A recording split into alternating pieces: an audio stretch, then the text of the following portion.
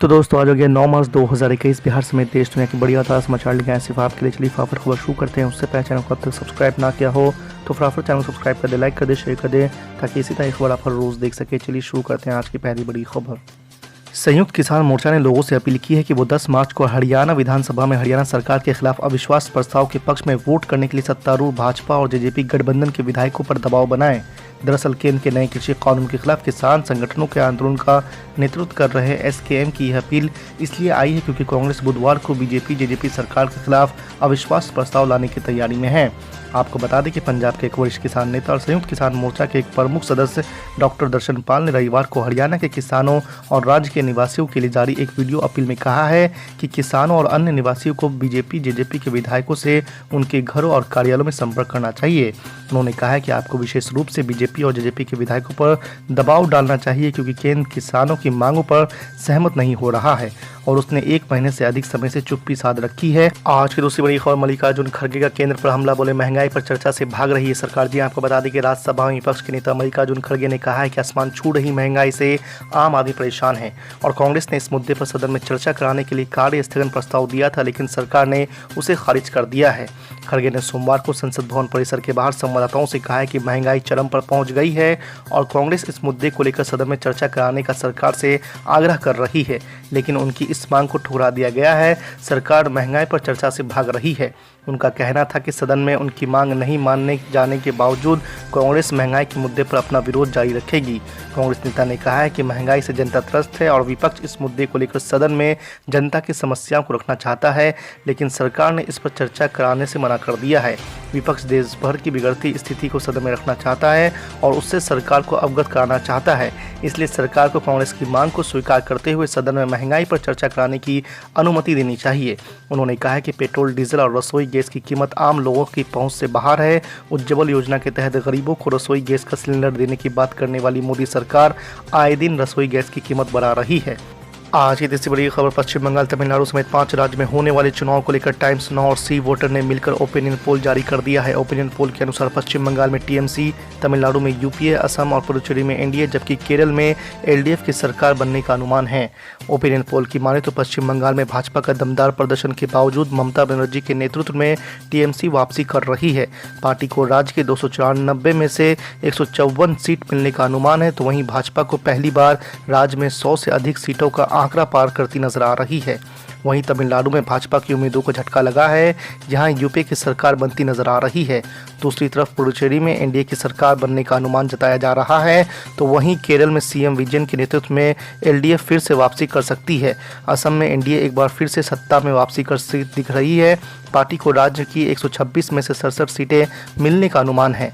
आज की चौथी बड़ी खबर, एएमएमके के नेता टीटीवी दिनाकरन ने सोमवार को असदुद्दीन ओवैसी की पार्टी ऑल इंडिया मजलिस इत्तेहादुल मुस्लिमीन के साथ अपनी पार्टी के गठबंधन की घोषणा कर दी है।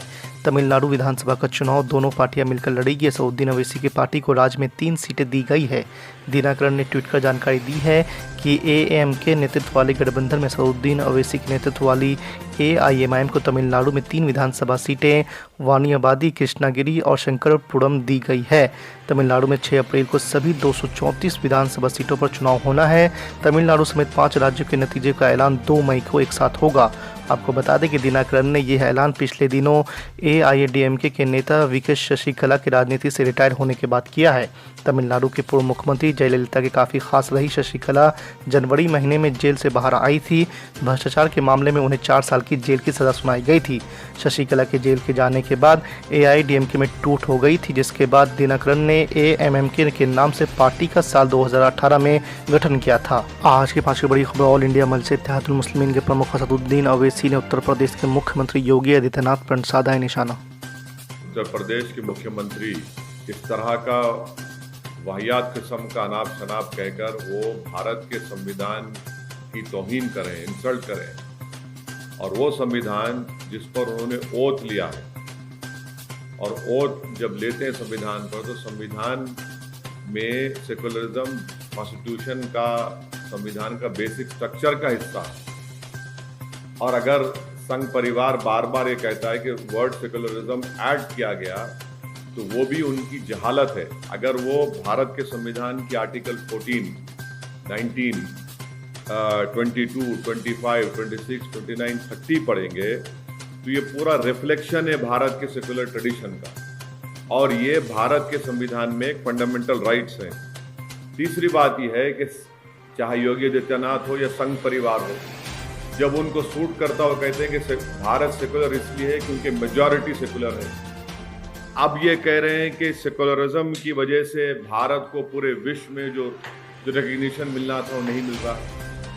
चौथी बात यह है कि जब प्रधानमंत्री ने 2019 के चुनाव के बाद जब सेकुलरिज्म की आज इस तरह की होगी बात, के प्रधानमंत्री तो कॉन्स्टिट्यूशन को अपने सर पर उठा लेके बोले कि यही मेरे लिए किताब है।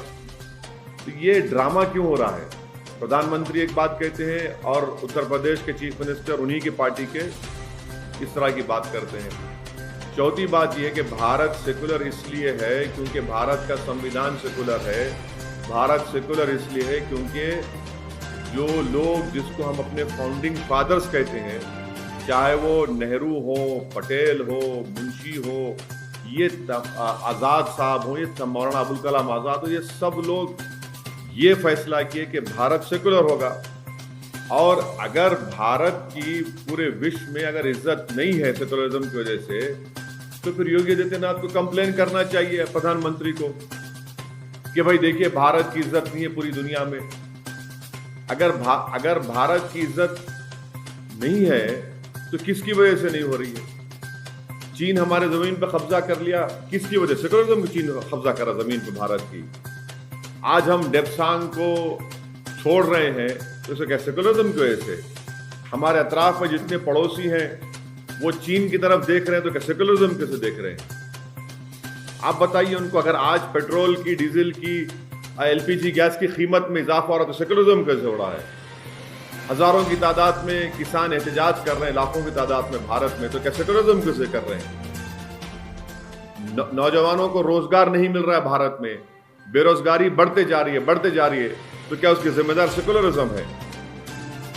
तो ये इनका एक डबल चेहरा है, जहां उनको सूट करता हूं सेकुलरिज्म की बात करते हैं, मगर मैं देश के तमाम जनता को बता रहा हूं जिनको भारत के सेकुलरिज्म पर नाज है।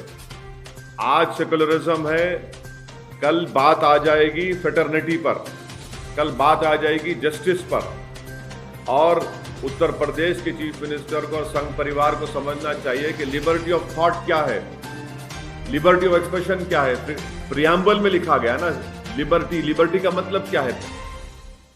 वो इस तरह की बात करके वो तो पूरे संविधान की तौहीन कर रहे हैं, संविधान बनाने वाले बाबा साहब अम्बेडकर की तौहीन कर रहे हैं, हमारे मुल्क के मुजाहिदीन आज़ादी की तौहीन कर रहे हैं। और ये इनका डबल चेहरा है, जहां पर सूट करता बोलते हैं कि मेजॉरिटी सेकुलर है इसलिए सेकुलरिज्म है। अब कह रहे हैं कि पूरी दुनिया में भारत की इज्जत नहीं हो रही है, तो भाई आप कंप्लेन करिए ना प्रधानमंत्री को जाकर। 6.5 साल से तो आपकी सरकार है, तो इसका मतलब यह है कि नरेंद्र मोदी पूरे विश्व में भारत का नाम रोशन करने से नाकाम साबित हुए।